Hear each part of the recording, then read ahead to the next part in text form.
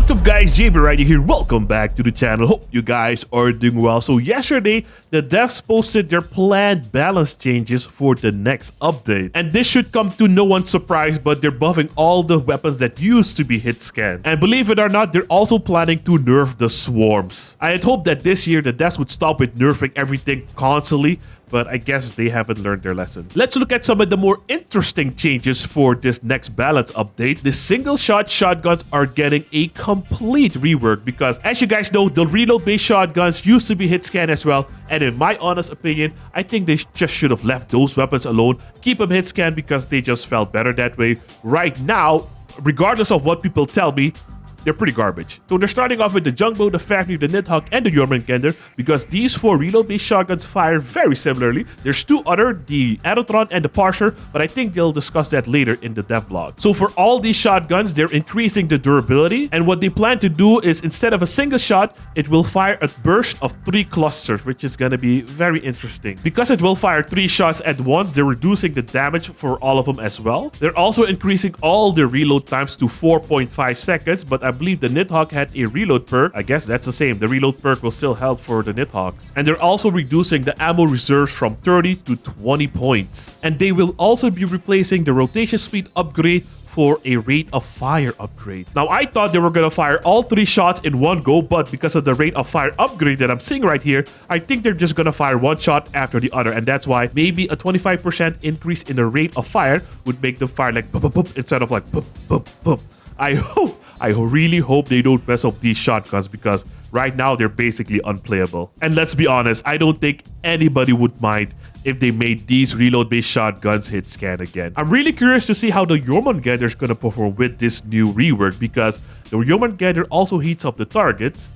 And yeah, it's gonna be interesting. And they mentioned that the single-shot shotguns are very unpopular in comparison with the automatic shotguns. Well, yeah.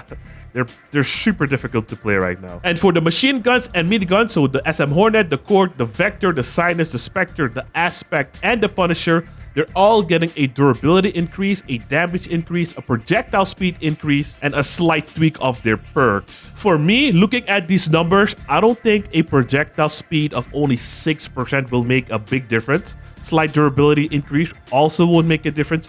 More damage, maybe that could maybe work out. Personally, I think the projectile speed is a little bit too low. Increasing that by a little bit more would make these a lot more viable to use in the current meta. They're slightly reworking the perk of the Spectre. The perk now gives 4% bonus to damage and stacks up to 8 times instead of 3% and 10 times, which is a small buff. The Aspect also got a perk rework. The perk now gives 50% more bonus to damage when fully heated instead of 30% before.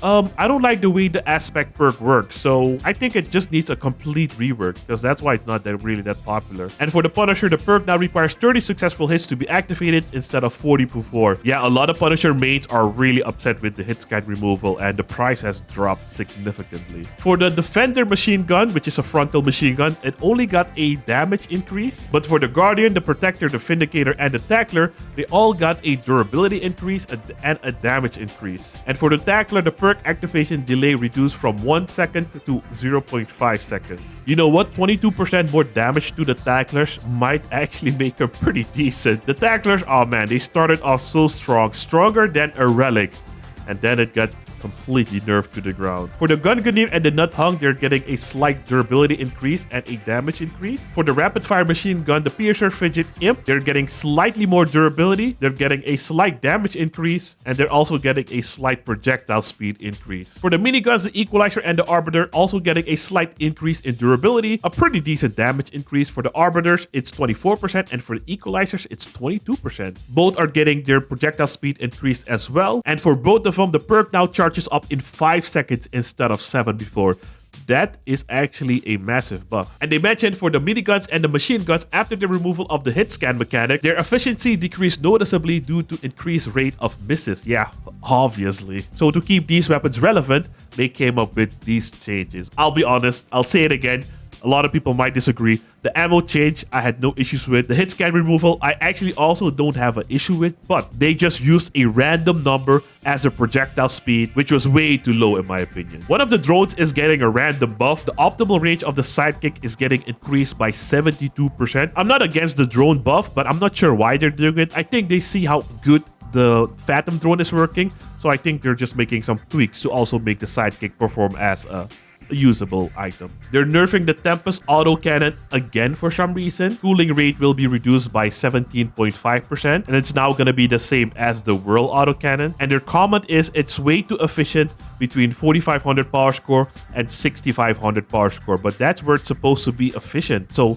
I don't understand their logic here. The Bat Cabin is also getting a small buff. They increased its power by 15%, increased the mass limit to 7,000 kilograms, and now additional ammo is increased to 30%. And their comment is efficiency of the cabin is just too low. Well, yeah, for me, personally, when I played on my new account, I didn't go for special cabins because I think it's just a waste of coins. I would just save up a little bit extra, grind a little bit more, and go for epic cabin. Epic cabins are just so much better compared to the specials. And the upgrade from a blue cabin to a special cabin is very small, but the upgrade from a blue cabin to an epic cabin is pretty good. The elephant cannon is getting a small damage increase by only 7%. I think 7% is a little bit too low, but it's a good start. In the past, the elephant would always outperform the Fatman cannon, but now, since all the cannons have the same reload, the Fatman cannon outshines it because the Fatman has a reload perk and the damage increase on the Fatman was pretty awesome. I really hope they don't touch the cannons again, because right now cannons actually feel pretty amazing. The blockchain is also getting a small buff, damage increased by 14%. The perk now reduces the penetration ability of parts to 60% instead of 75%, and it's also getting a slight durability buff. The Thunderbolt shotgun is also getting a small durability buff. It will now get 195 durability. They're also making some changes to the humpback cabin. The amount of damage you need to take to accumulate the full bonus is increased from 1000 to 1250 points, and the reset time of the full bonus reduced from 30 to 20 seconds. I don't see anything wrong with this change. It might actually work out pretty good. The Omni Wheel and the Atom Wheel are getting their penalty to power reduced, and they're also getting increased traction. I hope that fixes it because the Omni Wheels and the Atom Wheels feel horrible. They're also making some tweaks to the mechanical legs, the ML200, the Bigrams, and the Gorillas. They're reducing the effect of surface angle to movement speed. Yeah, that has been an issue for a very long time.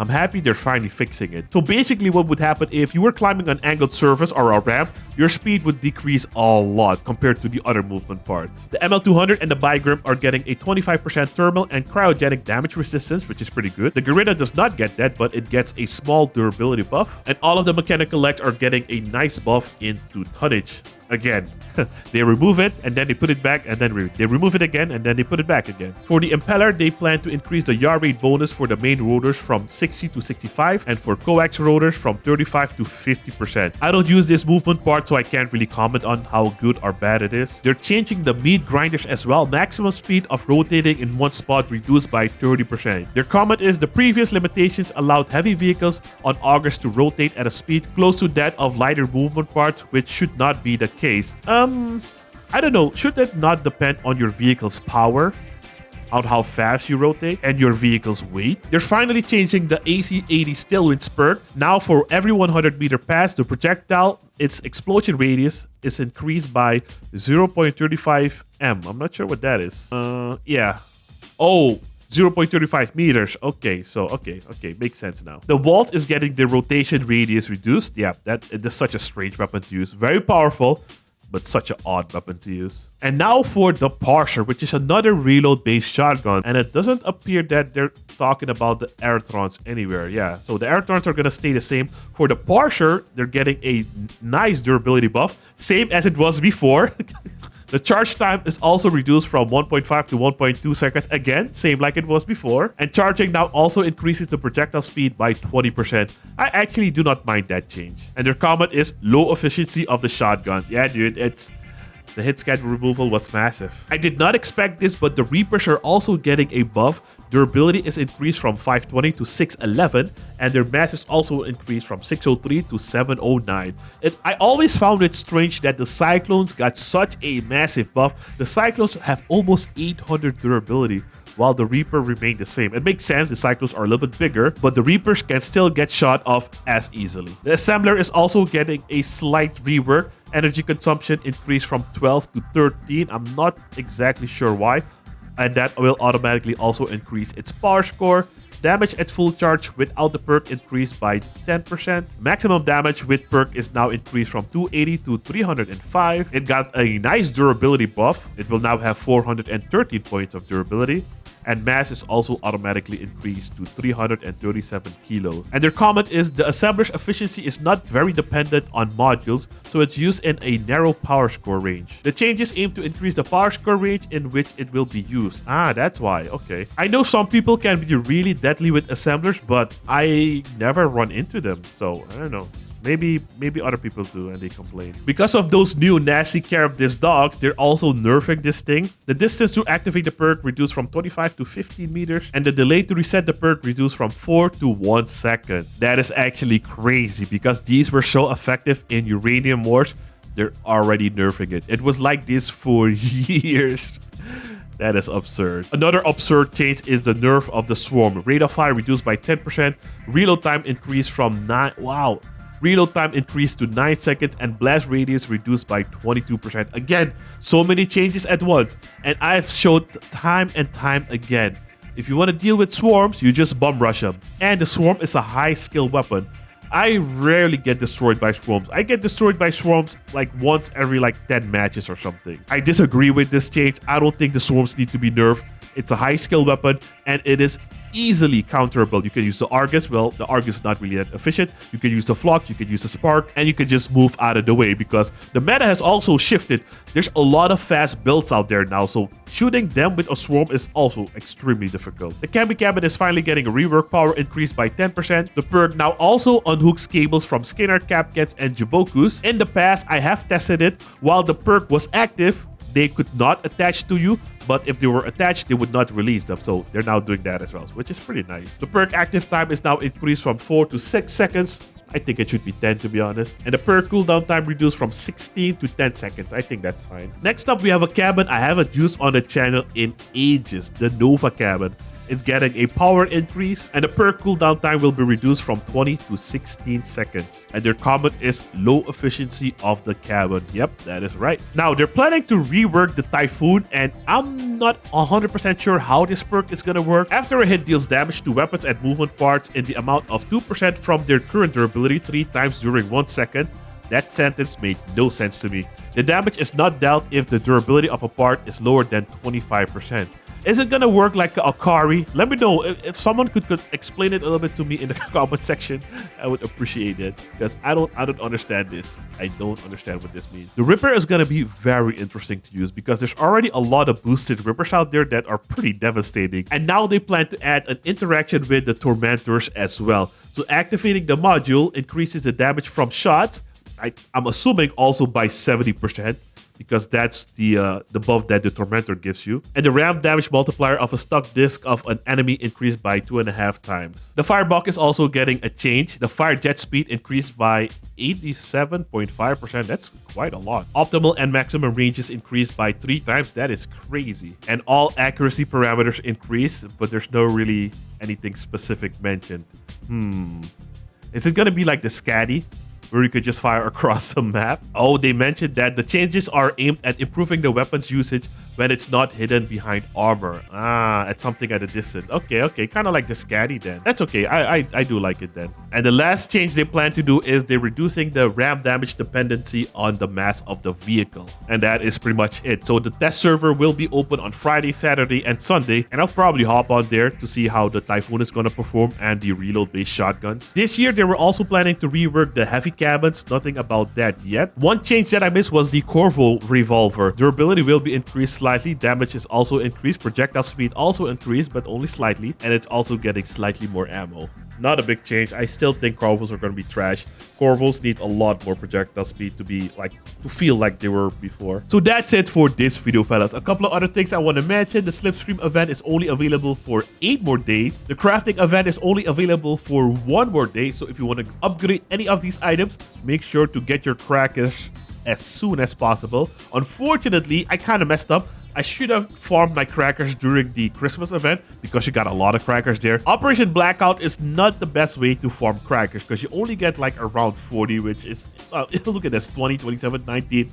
It's kind of no bueno. But if you want to upgrade a couple of more items and you're low on crackers, Operation Blackout is the only way. I thought with the Wasteland Drift event we could also get crackers, but nope. The reward for that is gonna be wires. Oh, this is no break. Oh, this is the new race brawl with no break. Yeah. The reward for this is wires. That's all the news for now, fellas. I hope you guys enjoyed the video. If you did, I hope this video has earned your like and your subscription to the channel. If you want to help me beat the YouTube's algorithm, you can do that by watching one of these videos over here right after this one. And I'll see you there in a minute. Thanks for watching. Have a great day. Peace.